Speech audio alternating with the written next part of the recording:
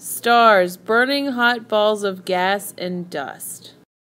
Start out with a little bit of a review here. About 15 billion years ago, remember, the universe went bang! And then it laid the foundations for everything that we have today. We had our stars 10 billion years ago, our sun roughly 4.5, 5, so on and so forth. Here's an awesome picture of our galaxy, which you can see 100 light years is a distance. It's about 100 light years in diameter. You can see our sun is situated right over here, so we revolve around our sun. And the nucleus is just the center of the galaxy. So we had to talk about the Big Bang because it plays a huge role in the Doppler effect. The Doppler effect was proposed by Hubble, same guy with the Hubble telescope. Alright, so he's saying that a change in wavelength of light, depending on whether it's coming toward us or moving away from us. So the color will change, okay? So if something appears red, here I'll use my red color, that means it's moving away because red is a longer wavelength of light. Remember our Roy G. Biv, red being our longest wavelength, violet being our shortest wavelength.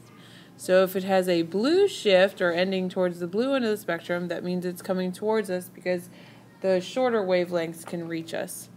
And everything in our universe has a red shift, meaning everything in the universe is constantly moving away from us.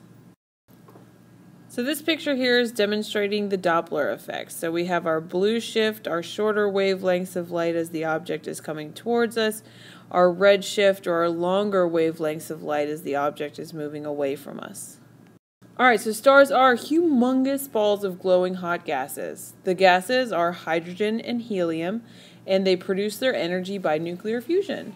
So nuclear fusion in the star is where hydrogen is changed to helium in the core. The life cycle of a star begins with a nebula, which is the birthplace of a star or a stellar nursery. It's called all those things. Okay, so this is a cloud of dust and gas in space. From a nebula, it will go to a protostar, which is a young star, no fusion yet. From a protostar, we'll go to a main sequence star. So this is the longest stage of a star. It lasts about 10 billion years, and this includes our sun. So what happens next depends on the size of the star. Is it humongous, or is it smaller, or is it medium-sized like our sun? So here are two really cool pictures of nebula or clouds of gas and dust out in space, right? So here we have an Eagle Nebula named as such by the wings, and then here's a Cat's Eye Nebula. Alright, finishing up the life cycle. So if you are a smaller star, this is how it will end its life. It will, after the main sequence stage, it will become a giant, which is, it will grow in size, but the surface itself will cool. And then it will become a white dwarf, which is much smaller but very, very hot. And from a white dwarf, it will turn into a black dwarf where it actually runs out of energy and dies. So just to compare sizes of a main sequence star, here's the sun in its main sequence stage. And then when it, the next phase of its life is a red giant, you can see how big it gets. Alright, here is a white dwarf here in the center of a nebula. So it is white, much hotter, smaller, very small. Alright, if you're a bigger star from your main sequence, you will then become a supergiant, which is really, really, really big. From a supergiant, you could do a couple different things. You could supernova and explode. Okay, so after a supernova, a very dense star will form as this gravity kind of pulls everything back together. That's called a neutron star. Or what could happen is after the supernova, particles come together, form this really, really strong gravitational force that we call a black hole. So there is a picture of a supernova, or what they think a supernova would look like. Alright, super cool. So there's this infrared image that NASA's Space Telescope took, and here we're looking at the center of the Milky Way galaxy, and so old cool stars appear blue, and hot, hot, hot things are red, really, really hot things are white. So they hypothesized that in the center of our galaxy is this black hole, a supermassive black hole.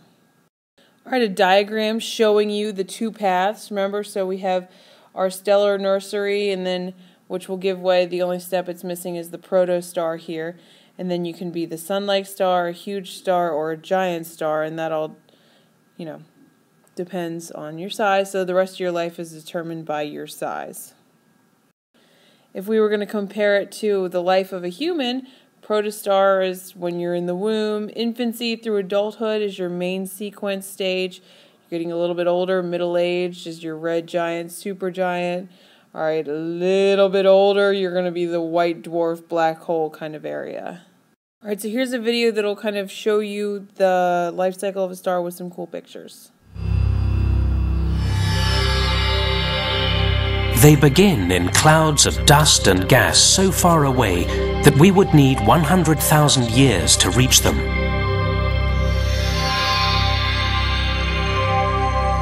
Gravity gathers hydrogen gas and particles of dust, and the clouds grow more dense. Squeezed tighter, the hydrogen heats up to a fantastic 10 million degrees Celsius. Nuclear fusion turns hydrogen into helium, and the fire ignites. A star is born. Astronomer Michael Scharrer compares a star's life cycle to our own. Stars are born, age, evolve, and eventually die, just like people. They have a regular life cycle. During the entire life of any star, there is this delicate balancing act, because gravity is always at work trying to crunch the star down into a small point, and the high internal pressures are trying to blow the star up and blow it apart. Of course, a star may live for billions of years, and stellar age has nothing to do with lifestyle or heredity. It's all about size. Smaller stars burn cool and dim. When their fuel burns out, they just fade away. A medium star, like our Sun, will burn steadily for some 10 billion years. But when it finally runs out of hydrogen fuel and gravity grips the core harder, the star grows hotter and the outer layers puff up, engulfing nearby planets in its fiery demise. Finally, the outer layers blow off into space and a dense solid core remains. This white dwarf is a dying star. A bigger star, say twice the weight of our Sun, lives hot and dies young. It burns through its fuel in just millions of years, and it doesn't go quietly. There's more material here for gravity to constrict. The star goes out with a bang called a supernova. Gravity packs the remains into material far denser than white dwarfs, called neutron stars. A teaspoonful of this stardust weighs more than a cruise ship packed with people. Some enormous stars that have gone supernova become so dense they turn into black holes. Think about it. A massive explosion leaves gravity unchecked, and matter is squeezed into something unseeable, stretching for miles, and weighing incomprehensible amounts. Got it? Invisible but deadly, pulling in matter all around it. Even light can't escape.